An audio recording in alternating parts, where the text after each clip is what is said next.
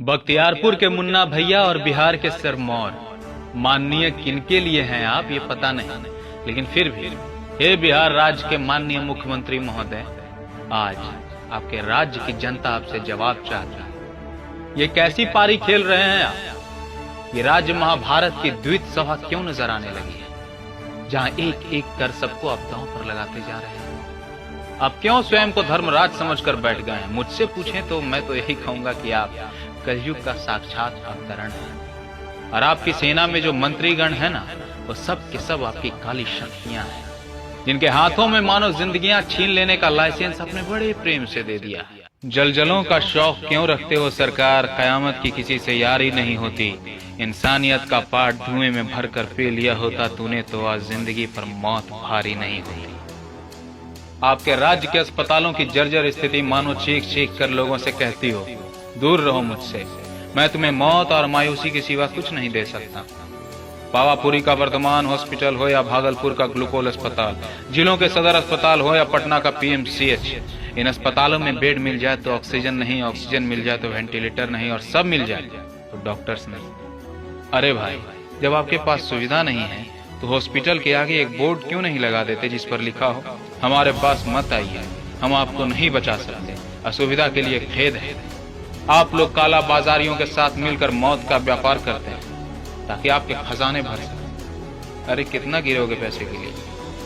कितना गिरोगे पैसे के लिए कि कभी खुद गिरे तो तुम्हें उठाएगा कौन?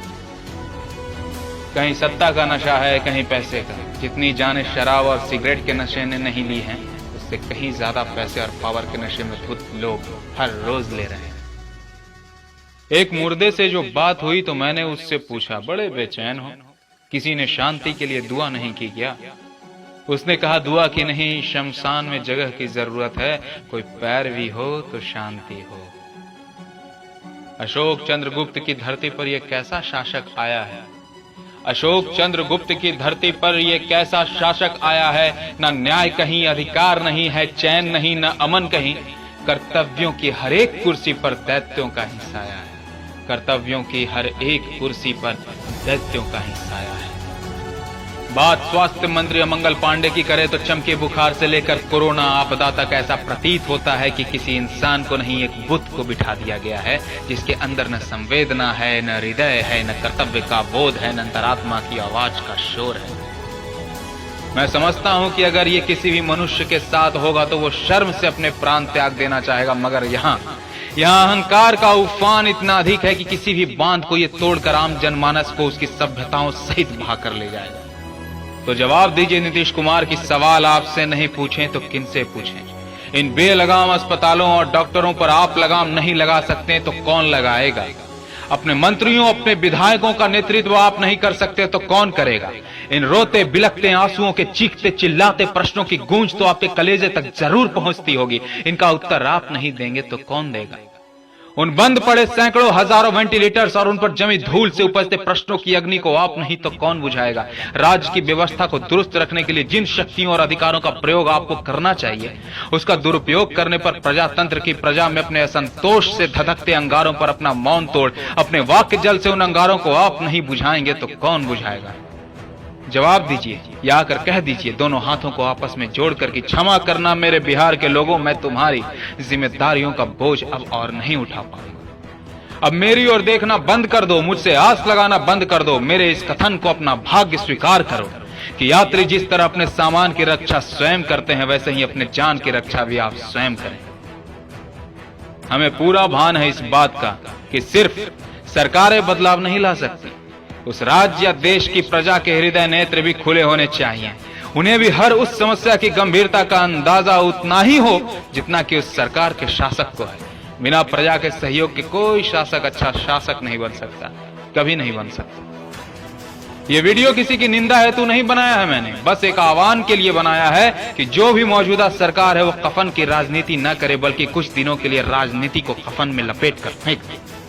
जनता का सहयोग ले, खुद भी आगे बढ़कर सहयोग करे, पक्ष विपक्ष सभी मिलकर एक बार व्यवस्था को दुरुस्त कर दें। ऑक्सीजन सिलेंडर की कालाबाजारी हो या दवाओं की कालाबाजारी, सब पर नकेल कसा जाए।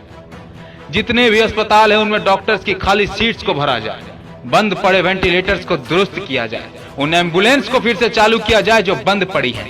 जिस तरह से व्हाट्सएप ग्रुप बनाकर बिहार के युवा कितने ही मरीजों के लिए अस्पताल, बेड, ऑक्सीजन, दवाई सब की व्यवस्था कर दे रहे हैं, उसी तरह सरकार भी कर सकती है। अगर उनके IAS IPS मदद नहीं कर पा रहे हैं, कोई रणनीति नहीं बना पा रहे हैं या डर कर कहीं छुप गए हैं, तो इन युवाओं से संपर्क साधिए, ये निस्वार्थ सेवा करेंगे। आप मुख्यमंत्री हैं, आपका राज्य है, ये आपकी तरफ देख रहा है, आप सहयोग मांगेंगे तो बिहार के युवा हर संभव प्रयास करेंगे, अन्यथा एक प्रचंड विद्रोह को आप आमंत्रण देंगे जिसे आपकी सारी संवैधानिक शक्ति भी नहीं रोक पाएगी।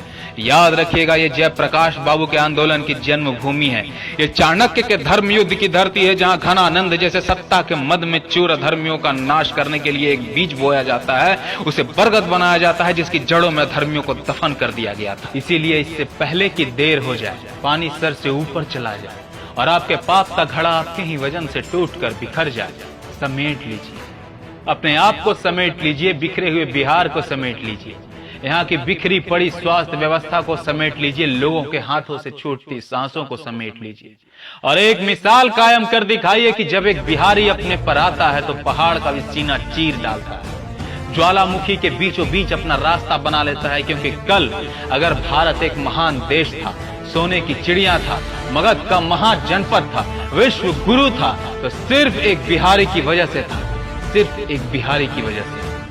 तो जगाइए नीतीश जी अपने अंदर के बिहारी को और कुछ ऐसा कर दिखाइए कि बिहार ही नहीं, देश का हर बच्चा बच्चा बोले, जय मगध, जय बिहार, जय हिंद।